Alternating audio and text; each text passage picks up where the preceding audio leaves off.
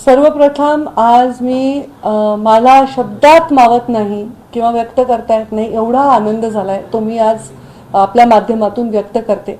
ज्या महाराष्ट्रातील समस्त ओबीसींपर्यंत पोहोचता येत नाही त्या ओबीसींना सुद्धा सर्व माध्यमांच्या माध्यमातून मी खूप खूप अभिनंदन करते, शुभेच्छा देते. या ओबीसीच्या या लढाईमध्ये प्रचंड संघर्ष ओबीसींनी केला. समजुतीने ओबीसींनी हा विषय घेतला. प्रचंड अस्वस्थता ओबीसींच्या मनामध्ये ग्रामीण भागामध्ये तर जास्त करून होती की ओबीसीचं राजकीय भविष्य नेमकं काय.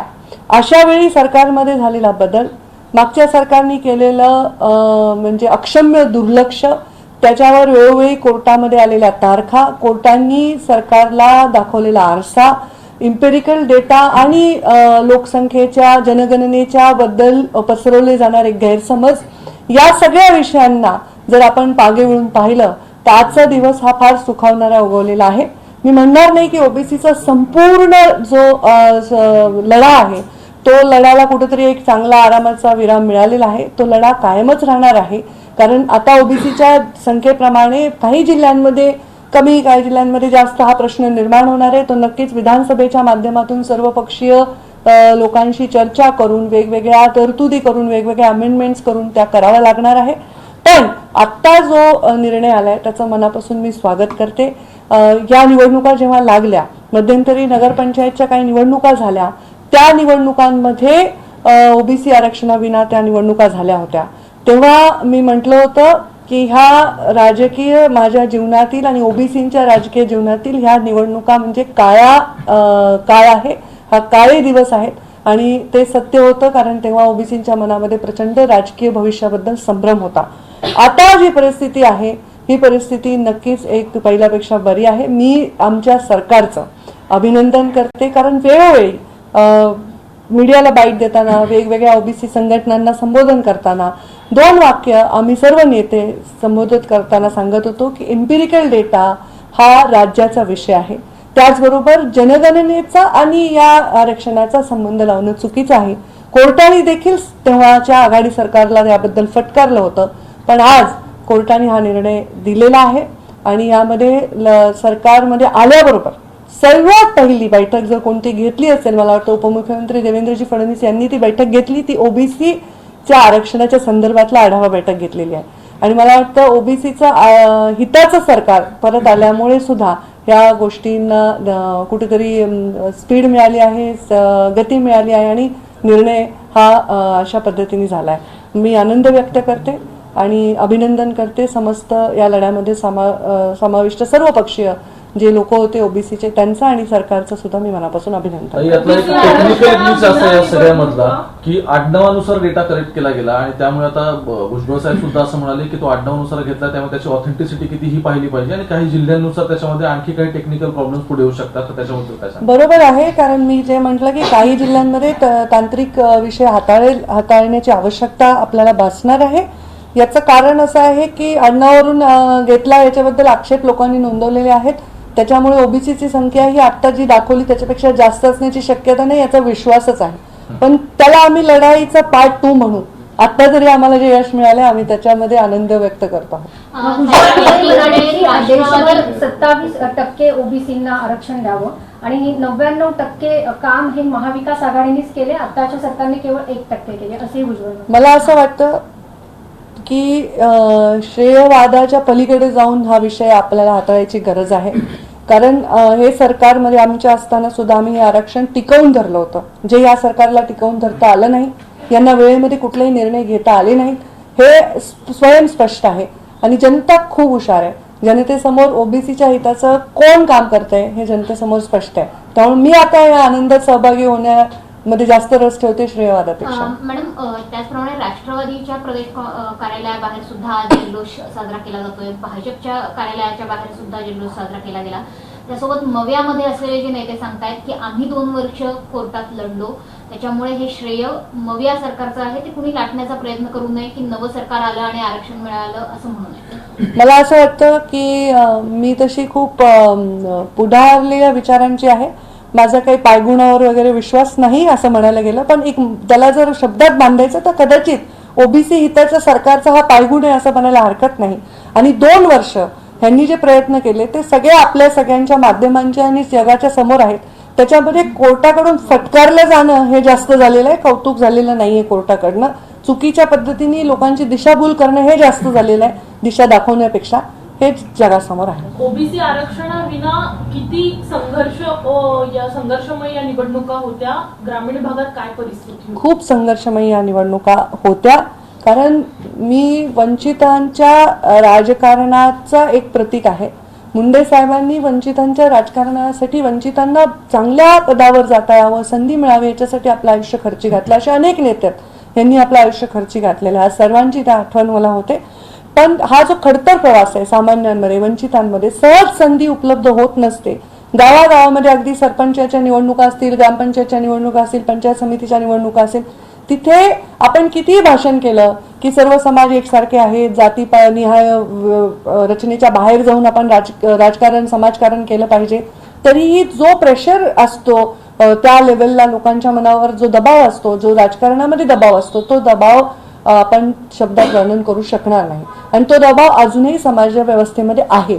आणि त्याच्यामुळे महामानव डॉक्टर बाबासाहेब आंबेडकरांनी जी रचना केली होती तेव्हा का आरक्षण दिलं होतं शेड्यूल कास्ट शेड्यूल ट्राईबला? कारण त्यांनी मुख्य प्रवाहात यावं.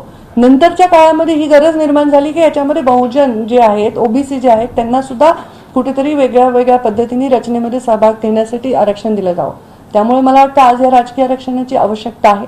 आपण जरी कितीही समाजामध्ये समानतेच्या गोष्टी बोललो तरीही आज या राजकीय आरक्षणामुळे ओबीसी समाजाला प्रतिनिधित्व मिळतं, त्यांना न्याय मिळतो, त्यांच्या प्रश्नांना न्याय मिळतो. त्यामुळे राजकीय आरक्षण आवश्यक होतं आणि ते आज मिळालेलं आहे. ताई, येणाऱ्या स्थानिक स्वराज्य संस्थांच्या निवडणुकांसाठी आता कशी तयारी केली जाईल? कारण 2 आठवड्यात निवडणुका जाहीर करा असं देखील म्हटलेलं आहे. त्यामुळे येत्या काळात या निवडणुका अगदी उंबरठ्यावर येऊन ठेपल्या आहेत आणि नव्या सरकारला आता ते आणखी एक महत्वाचं आव्हान आहे असं वाटतंय. मला असं वाटतं की निवडणुकांचं आता म्हणजे 90% प्रेशर कमी झालेलं आहे. निवडणुकांसाठी लोक तयारच आहेत, कारण निवडणुका बऱ्याच ठिकाणी प्रशासक आहेत, निवडणुका बरेच दिवस पुढे ढकलल्या गेल्यात. फक्त ओबीसी आरक्षणाशिवाय निवडणुकांसाठी लोक तयार नव्हते. आता मला वाटतं सरकार निवडणूक आयोगाबरोबर बसेल. आता पावसामुळे फार गंभीर परिस्थिती आपल्या अनेक जिल्ह्यांमध्ये निर्माण झालेली आहे. लोकांना रोजचे दैनिक व्यवहार करायला अडचणी होत आहेत. त्यामध्ये इलेक्शन होणं कसं शक्य आहे याच्याबद्दल सरकार आणि निवडणूक आयोग ठरवतील. निवडणुका मला वाटत नाही फार वेळ लागेल, पण पावसाचे कमी झाल्यानंतर निवडणुका होतील असं मला वाटतं. काय फरक वाटतो तुम्हाला की महाविकास आघाडी, जसं तुम्ही म्हणालात की या सरकारचा पायगुण म्हणावं लागेल, पण काय फरक आहे की मागच्या सरकारने काय नाही केलं जे या सरकारने केलं असं तुम्हाला म्हणायचं? मागच्या सरकार आणि या सरकार मध्ये मला सांगायचं की आमचं जे पूर्वी सरकार होतं त्या सरकारच्या नंतर ह्या 2 वर्षामध्ये कुठलेही प्रयत्नच झाले नाही. कोर्टामध्ये नुसत्या तारखा मागण्यात आल्या आणि दरवेळी दिशाभूल करण्यात आली. त्यामुळे त्यांनी रियालिटी ऍक्सेप्टच केली नाही. हा सरकारमधल्या ओबीसी नेत्यांना नक्की वाटत असेल की ओबीसी आरक्षण मिळावं, पण त्यांना जी मोकळीक, जी काम करण्याची हे असेल, मला वाटतं तिथे अडचण असावी. कारण ते कुठे व्यक्त होत नव्हते, किंवा व्यक्त होत असताना त्यांना पण ह्या 2 गोष्टीच बोलत होते की निवडणूक एम्पिरिकल डेटावर अवलंबून आहे, हे आरक्षण हे लोकसंख्येच्या जनगणनेवर अवलंबून आहे. जे वेळोवेळी आम्ही सांगत होतो हे असत्य आहे आणि ते सिद्ध झालं. ह्याच्यामध्ये वेळ काढूपणा हे अपयश या सरकारचं आहे असं मला वाटतं. वडेट्टीवार म्हणतात की आम्ही जो वकील दिलेला तोच वकील आहे, आयोग देखील तोच आहे, या सरकारने फारसं काही केलेलं नाही असं मला असं वाटतं की खूप आपण मॅच्युरिटीनी काही गोष्टी ऐकण्याची आणि बोलण्याची आवश्यकता आहे राजकारणामध्ये. वडेट्टीवार साहेब जे बोलतात ते बरोबर आहे. का बरोबर आहे? कारण सरकारी एंटिटी असते, सरकारी वकील कोण असावा किंवा महाअधिवक्ता कोण असावा आणि तो कोणत्या व्यक्तीचा असतो, पक्षाचा असतो, हे असत्य आहे. कारण काही पदं हे पक्षाच्या आणि ह्या पलीकडे आहेत. त्यामुळे त्यांनी ती आर्ग्युमेंट केली कशाच्या बेसिसवर केली? कागदपत्रांच्या बेसिसवर केली. ही कागदपत्र 2 वर्षापूर्वी होऊ शकली असती का? तर होऊ शकली असती. ही कोणी नाही केली तर तेव्हाच्या सत्ताधाऱ्यांनी नाही केली. तेव्हा योगायोगाने सत्ताधारी कोण होते? महाआघाडी सरकार होते. त्यामुळे आम्ही काही त्यांच्यावर आरोप करतो नाही. ज्या घटना नाही घडल्या त्याला कारण कोण होतं? तेव्हाच सरकार होतं, तेव्हा यांचं सरकार होतं. ताई, ओबीसी नेत्यांना एक आवाहन करतायत छगन भुजबळ की आता ओबीसी आरक्षण तर मिळाले, राजकीय आरक्षण, मात्र आता जातनिहाय जनगणनेसाठी ओबीसींचा लढा हा उभारला पाहिजे, संवैधानिक आरक्षण मिळायला हवं. मला असं वाटतं की राजकारणामध्ये माझं वय खूप लहान आहे. या सगळ्यांच्या राजकीय कारकिर्दी एवढा माझा अनुभव नाही, पण ह्या लढाईला अनेक वर्ष लोक बोलतायत. मुंडे साहेबांनी पण हे लोकसभेमध्ये हा विषय मांडला होता आणि जर सत्ता ज्यांची होती त्यांनी त्या काळात ते प्रयत्न करायलाही पाहिजे होते, आताही करायला पाहिजे. आमचा त्याला पाठिंबाच राहील, कारण या मताचे आम्ही पण आहोत. मी आहे. सेन्ससचाच महत्वाचा मुद्दा की समजा जनगणना जर याच्यात जातीनिहाय करायची असेल तर पुन्हा एकदा केंद्राकडे बोट दाखवलं जाईल राज्याकडून, किंवा राज्याकडून पुन्हा केंद्राची पायरी चढावी लागेल. जर केंद्र सरकारने करायचं असेल, तुम्ही सुद्धा आता राष्ट्रीय कार्यकारिणीमध्ये आलेला आहात, तर तुम्ही नक्की मोदींना या संदर्भात भेटणार आहात का? या संदर्भामध्ये आमचा विचार स्पष्ट आहे. वेळोवेळी आम्ही याच्याबद्दल भाष्य केलेलं आहे, आमचं मत मांडलेलं आहे. आणि कोणती जनगणना, ही जनगणना कॉन्सेप्टच असा आहे ना, कारण तुम्ही जनगणना म्हणजे कशासाठी करता जनगणना? स्त्री आणि पुरुष मोजता, त्याच्यानंतर काय मोजता? कोणते लोक कोणत्या जातीचे, कोणत्या धर्माचे, ह्याच्यासाठी नाही मोजत की आपण त्यांच्यामध्ये भिंती उभा करू. ह्याच्यासाठी मोजतो की आपला डेटा करेक्ट असावा. आणि मला वाटतं ओबीसीचा डेटा करेक्ट करण्यासाठी ओबीसी जनगणना जातीनिहाय झाली किंवा ओबीसी किती आहेत या देशामध्ये याचा अभ्यास केला गेला तर नक्कीच त्याच्यामध्ये भविष्यामध्ये फार मोठा फरक पडेल. ताई, आता म्हणजे जो निकाल समोर आलेला आहे त्याच्यानंतर तुम्ही असं म्हणजे आपल्याला सगळ्यांना माहिती की स्थानिक स्वराज्य संस्थेमध्ये ह्या सगळ्याचा खूप मोठा फायदा होईल, त्याचा एक प्रत्यक्षात ते निकाल जो आहे तो उतरताना पाहायला मिळेल. मात्र आता नवीन सरकार जे आहे ते राज्यामध्ये आलेलं आहे, नवीन मंत्रिमंडळ स्थापन होणार आहे. या सगळ्यामध्ये सुद्धा आता ओबीसी नेत्यांना महत्वाचं स्थान मिळेल. मला वाटतं या स्थानिक स्वराज्य संस्थेच्या निवडणुका आहेत आणि स्थानिक स्वराज्य संस्था या सामान्य कार्यकर्त्यांच्या निवडणुका आहेत, सामान्य पातळीवर काम करणाऱ्या लोकांच्या निवडणुका आहेत. त्यामुळे त्याचा राजकीय फायदा नक्कीच ओबीसीच्या लोकांना प्रतिनिधित्व मिळण्यासाठी नक्कीच झालाय. त्याचा पूर्ण राज्य पातळीवरच्या मंत्रिमंडळात फायदा होईल का नाही हे सांगणं आता मला वाटतं चुकीचं ठरेल. पण मंत्रिमंडळ असं असेल जिथे सर्व, असं मला वाटतं असं असावं, असं आतापर्यंत राहिलेलं आहे. सगळ्या विभागांना, सगळ्या जातींना, सगळ्या मेरिट्सना प्रतिनिधित्व मिळणारं मंत्रिमंडळ जनरली असतं आणि असं मंत्रिमंडळ होईल असं मला वाटतं. तुम्ही स्वतः असणार का मंत्रिमंडळात? पुढचा प्रश्न. मैं आज अपने आनंद को, आज के मेरे रिएक्शन को शब्दों में बयान नहीं कर सकती. ओबीसी राजकीय आरक्षण की लड़ाई बहुत दिनों से, कई सालों से चल रही है. ओबीसी का राजकीय आरक्षण नहीं होने के वजह से ओबीसी के भविष्य पर एक प्रश्न चिन्ह निर्माण हुआ था.